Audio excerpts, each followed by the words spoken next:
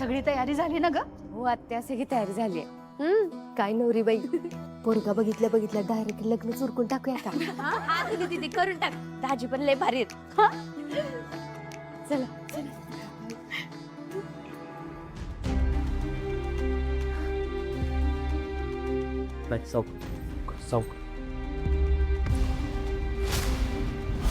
सूर्य, अरे काय झालं? अरे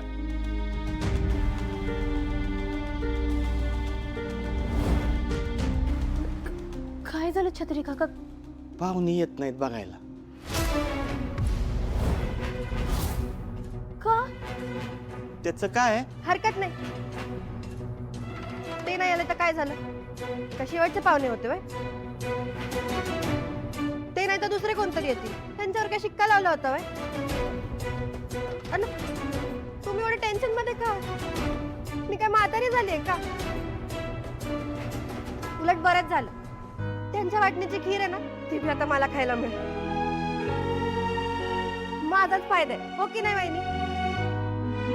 मी आले, मी खीर खाऊन येते. हा धनु,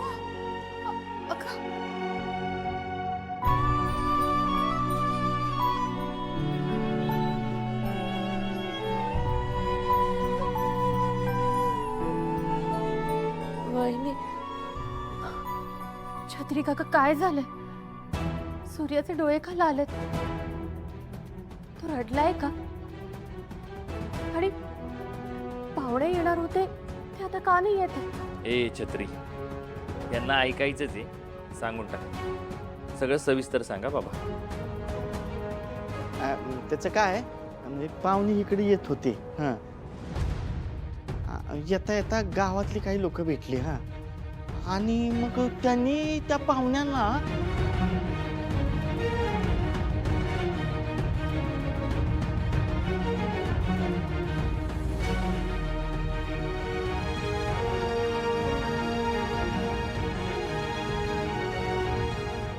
पाहुणे चिडले तर तसेच सूर्याकडे आले. सूर्याला लय काय बाय बोलले. तसेच निघून गेले. सूर्या एकटाच रस्त्यावर रडत बसला होता.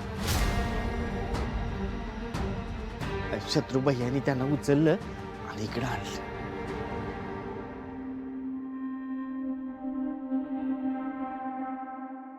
हे बघा, आमची दाजी सदम्यामध्ये आहेत. सूर्या, चल 2 घास खाऊन घे.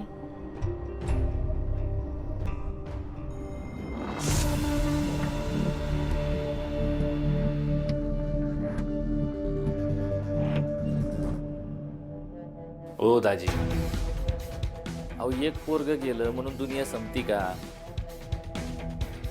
हा, आता त्या पोराने तुमची इज्जत नव्हती काढायला पाहिजे. पण काय आता विचार करून काय उपयोग आहे का? हे बघा, जेवणावर राग काढू नका. चला जेवायला. मला नाही जाणार जेवण. तुम्ही जेवण.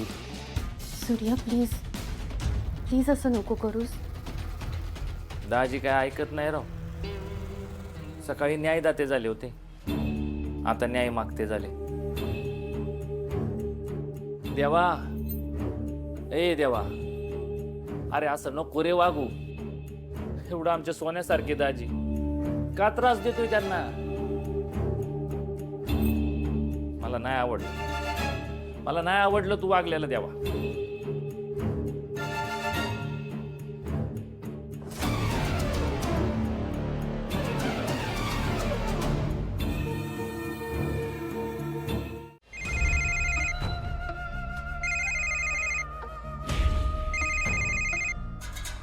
बोला चिरंजीव.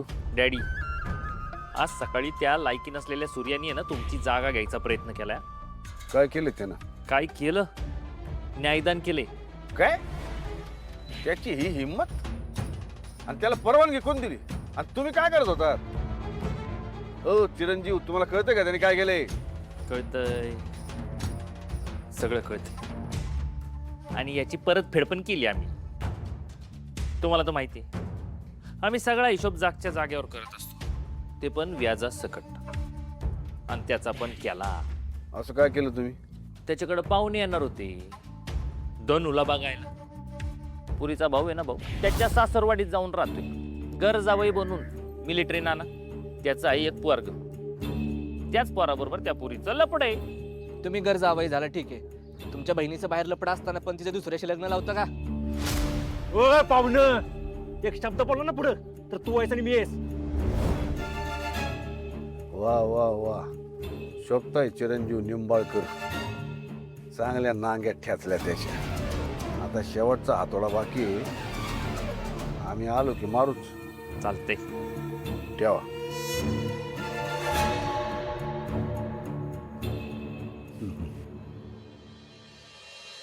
तुळजा, अगं सूर्यानं काय बी खाल्लं नाहीये.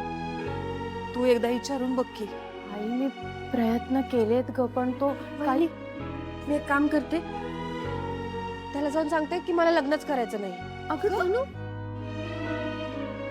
हे वेडाबाई, तुला असं का वाटतंय की हे तू जाऊन सांगितल्यावर त्याला बरं वाटेल? उलट तो अजून जास्त खचेल. हे बघ, त्याला थोडा वेळ दे, तो होईल ठीक. तुळजा, मला तुझ्याशी महत्वाचं बोलायचं. हो, आले.